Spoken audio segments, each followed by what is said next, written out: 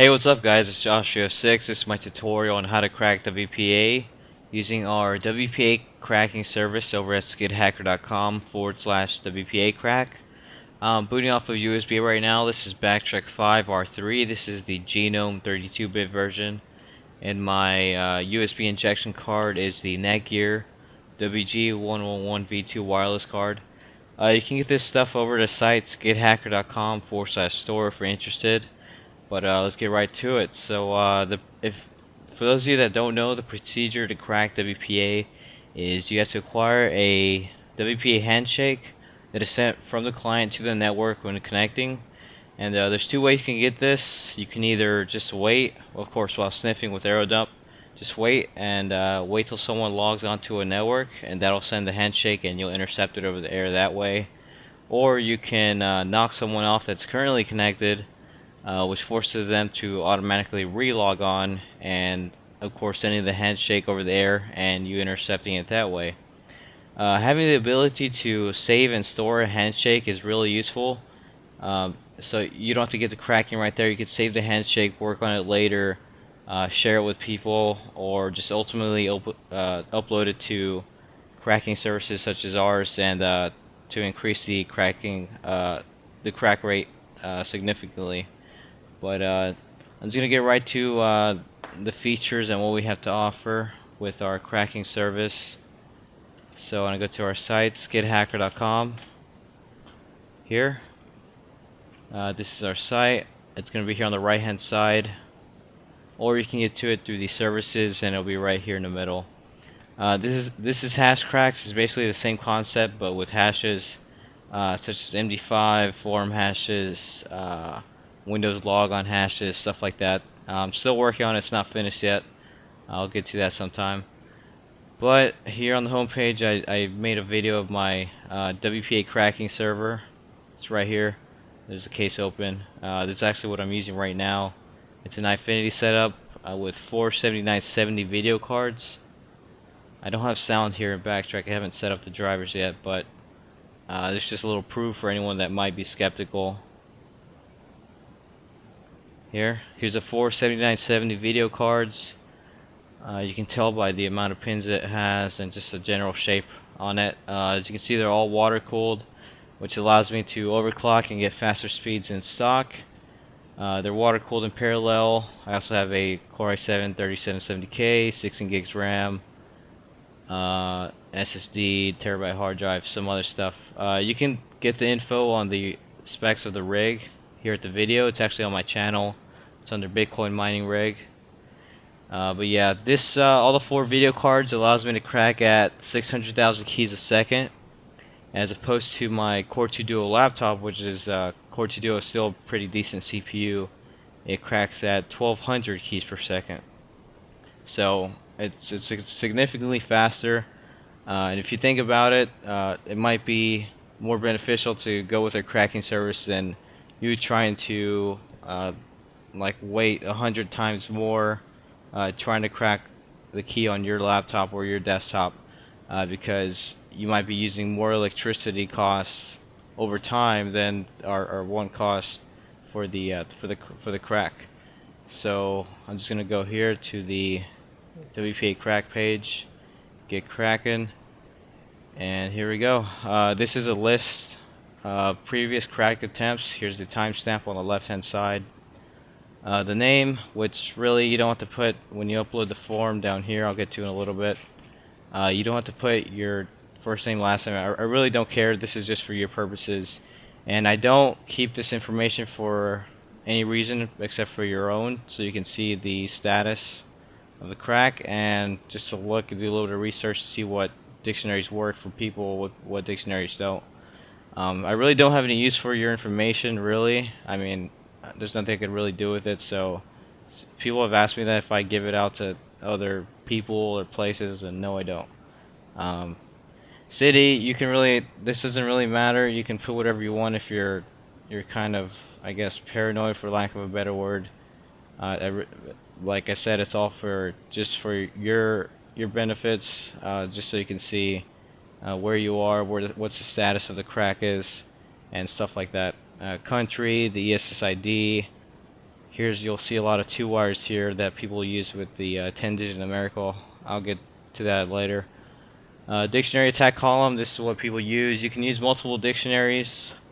You'll see 7 gig basic, which I don't really use anymore, mainly because I wasn't getting a lot of requests for those, and when I did, I was just using 13 gig advanced, just to give the customer a higher chance of cracking that.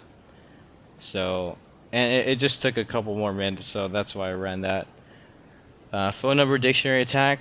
With every dictionary attack or WPA crack request you enter, you get a free phone number dictionary attack. And this is basically, it runs an area code dictionary, so this is like a 941. It will run, of course, 941 and zeros to the end. It'll be 10 digits total, just like a phone number, to 941 9999 all the way to 10 digits. In case you are using the WPA password of this phone number, and I say "your" because I don't knowingly work on WPA passwords that aren't yours. I specifically work on these assuming these are your WPA networks, just to test the reliability and the security of them. So take that for what it's worth. Status, you'll see these 3 colors queued, which I had to get to this. I'll work on it after the video. Yellow is there was a problem with it, like this one. He hasn't uploaded his cap file. Same here. He hasn't uploaded. It's December 31st, New Year's Eve at the time of this recording. So he hasn't uploaded in a while. I'll try to email him on that. Or waiting on payment. I get a lot of these. People upload requests and they don't make I request a small deposit so I can work on it. A lot of people they keep filling out the forms thinking I'm gonna work on it, but I really don't. And I have reasons for that. I'm just not trying to, get money here and there. I'll get to that portion too. So the instructions here, pay energy fee, which you'll see here, the add to cart option, upload WPA handshake, here's the upload portion, fill out form and submit. So it all goes in order here. I'll get to the form in a little bit. You'll be notified by email if the key was cracked. If the key was cracked, you send the remaining payment, which you'll see here, the smaller font here, and the key will be sent back to you. So let me get back to the list here. We have a pretty good success rate. We have about really 100% success rate with the 2-wire routers using 10-digit numerical, which is 111 gigabytes of words. Well, not words. The 10-digit numerical word list. So I mean that's a pretty big dictionary. 13 gig advanced, which is a dictionary made by me. It's gets pretty good success rate as well. I would say about 40%. So I mean that's a pretty good success rate for just a standard dictionary. That's only 13 gigs. 7 gig basic, which, like I said, I just ran 13 gig advanced, so just remember that. 2-wire AT&T routers, they're basically the same thing as 2-wire routers. I've been doing this I actually started beginning of January, but I started this whole method, this whole setup with the Google Docs form about the beginning of the year. So basically I've been doing this a whole year. It's been a lot of fun. I've met a lot of people and helped them out with stuff. So let me get down here to the dictionaries we offer. This is 13 gigabytes advanced. Like I said, I took off 7 gig basic. It's the top 10 torrented dictionaries from the Pirate Bay, compiled, stripped, and optimized. Basically, the top 10 torrented dictionaries, and I only downloaded them if they were over a gig. So if there was a small one like that was really popular, like a couple hundred megabytes, I didn't worry about that.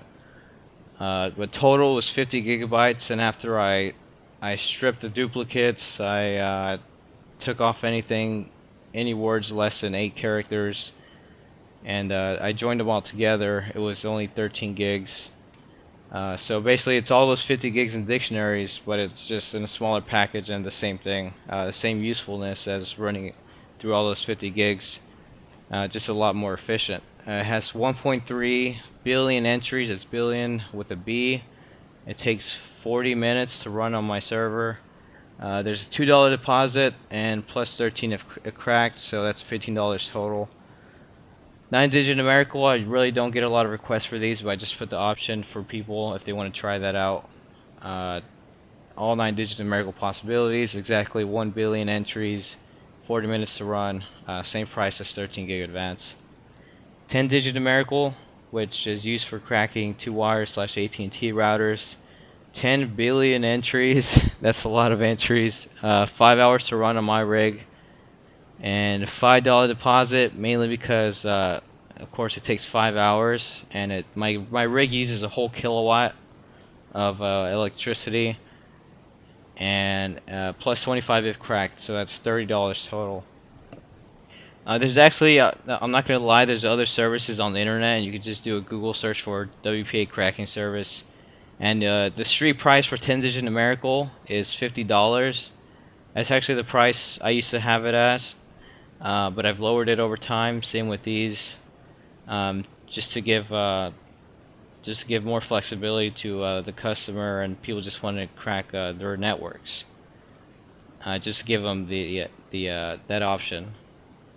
So, like I said, here's the upload portion. I don't have anything in my root folder. The WPA crack form, which we'll do these two in a little bit, but name, like I said, is just for you, so you can keep track of your live results at the top here. City, I actually use the city portion in case I just feel like running an extra area code dictionary attack, a phone number dictionary attack. Sometimes like this, someone will only put one, but I just do a Google search for area code and say, like I'm in Houston, I'll put Houston area code. This one's actually in Houston, I recognize it. See, like this guy, he was in the UK, which is totally fine, but this is a Houston area code. Like I'll run 832-713-409 just to give a higher chance of cracking it.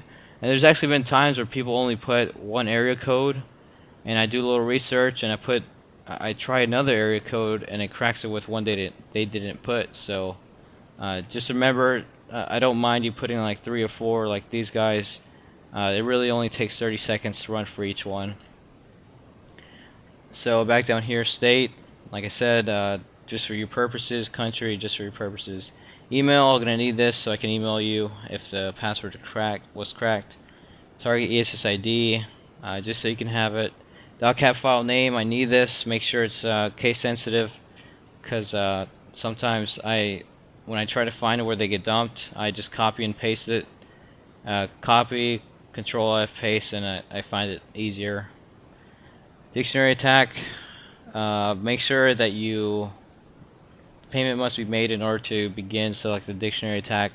Some people just do this without making a payment, and they're thinking I'm going to work on it, but I don't. So I gotta take this off since I'm not working on that anymore. So yeah, just check the ones you've paid for and I'll work on that. Area code dictionary attack, like I said, these are my area codes. You just put them like that. Commas don't really matter, just make sure they're spaced out. And you just submit it, and it'll populate here in about 15 minutes, and you'll see the status here. If I'm working on it, it'll say working in pink. So back up here, the reason I charge a deposit is because sometimes if I don't charge a deposit, I work on it, like someone says they're gonna pay me $20 or the total. If I crack it and I start working on it and I crack it and they're like, oh, I don't need it anymore, sorry. I've actually had that done to me a couple times with this one that takes 5 hours. I cracked this guy's 3 of them, assuming they were all his. It took me 15 hours to run, and next day I emailed them back, hey, I got them. I was like, oh, I'm moving, I don't need them anymore, thanks though. So, and plus the rig like I said, uses a whole kilowatt, so you know, there's some electricity costs being used, but like I said before, it's basically like if you're borrowing my server and paying for the electricity costs, so it's not really like I'm just getting money out of nowhere. I'm paying electricity costs, I'm paying for my time, and I'm paying money that I'm not Bitcoin mining with. So, okay, so I'm gonna get to the portion of trying to get an actual handshake. It's kind of easy. When I did my Jerix video and it got pretty popular, pretty thankful for that. A lot of people asked me to make a tutorial to try to crack WPA using Jerix. Some of you don't know, Jerix is an automated program. I'll actually go to it right here real quick.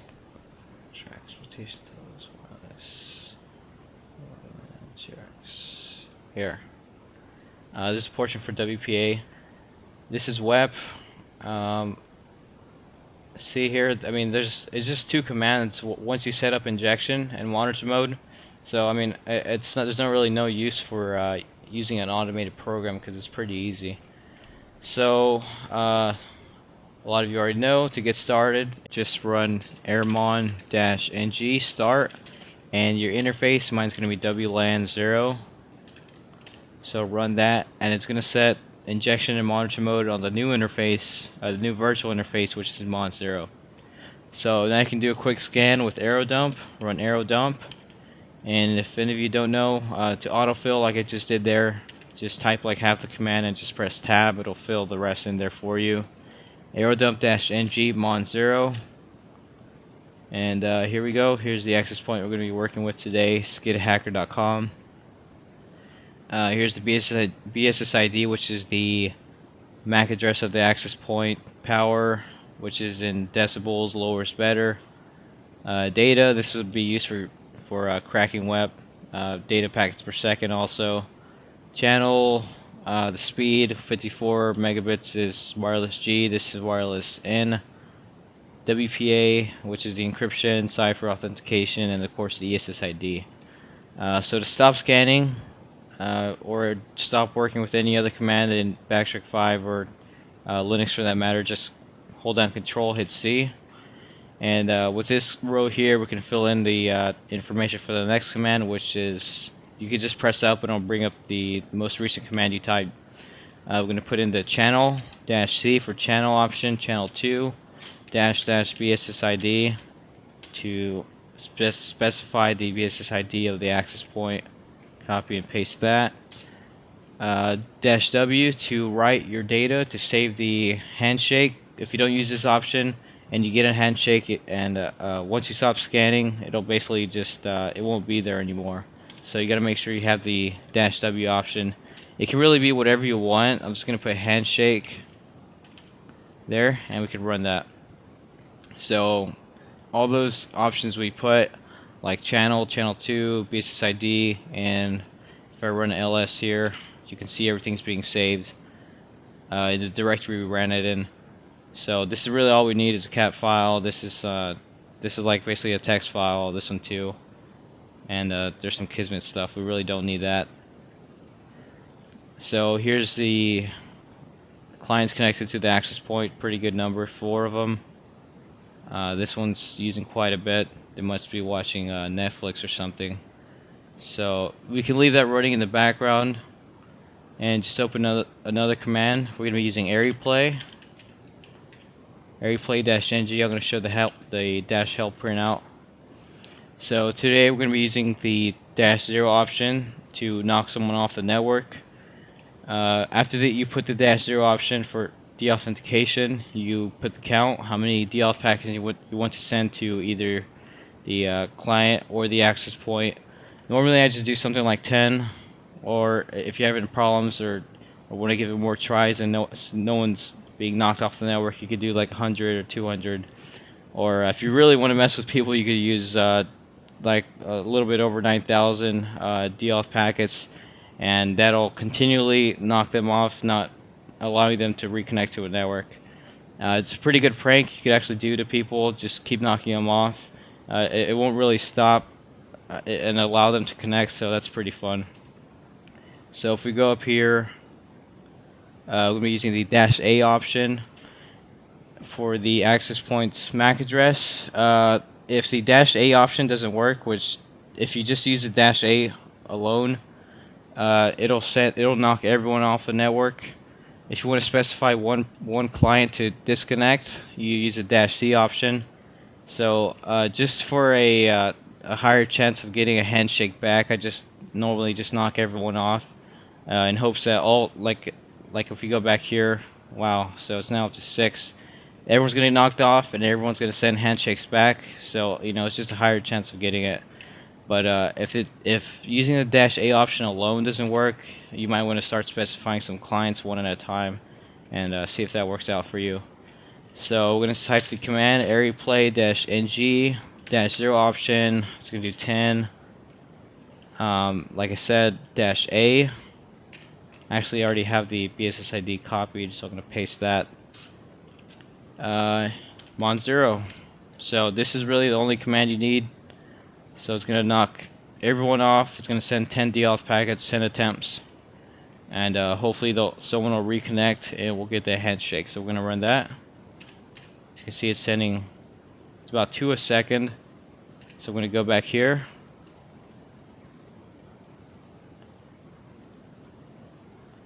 And here, let me run this again.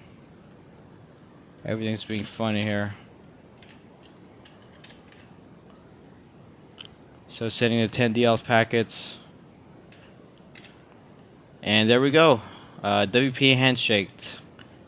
It was yeah, here's the BSSID of the access point, so we got it. So I'm just gonna run ls here. Since I ran the command twice, it's gonna be under 2.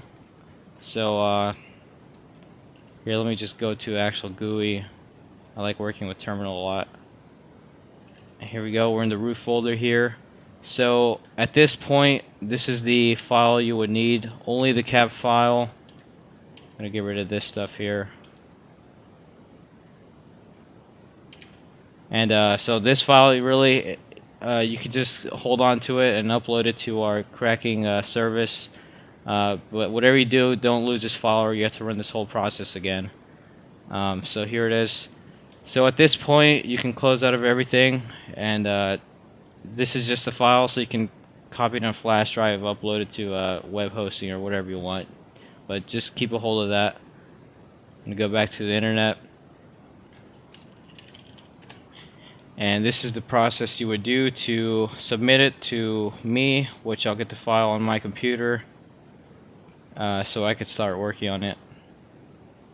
Or you can try your own dictionaries, but I mean, do whatever you want, you think is best. But if you find that you're not cracking it, just upload it here. So we'll go down here, upload. Which, you know, I'm in Linux, but Windows is the same thing. You could actually do this on a phone if you wanted to. I'm gonna upload that. There's a 10 megabyte upload limit, and here, let me upload it here. They all get dumped to skidhacker.com/WPA/. So you can check if that uploaded correctly. Which mine was called Handshake. Yeah, here we go. Handshake. And I appended another .cap just to keep like junk out of there people might upload. So then you would just go here.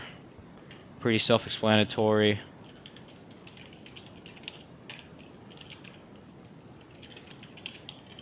Yes, this is my email. If you want to email me, just go ahead. If you had a problem with anything, I really don't mind. Let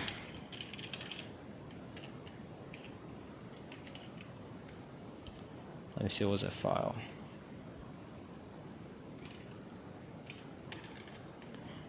Say I don't want to use 13 gig advanced, which normally actually would get it cracked in my case. And just put whatever you want. For the area code, I strongly suggest using more than one for a higher chance of cracking. We're going to go ahead and submit that. And response was received. And normally within an hour or so, usually less, I'll start working on it. You'll see a status set to queued, and then sent to working, and then it would be set to hopefully cracked. And I'll go ahead and email you that. But that's my tutorial on how to crack WPA using our WPA Cracking Service over at skidhacker.com. If you have any questions, just go ahead and email me at josh306@skidhacker.com, or just pop into our forum. I'll go ahead and show that here, and just ask any questions. I'm always on there.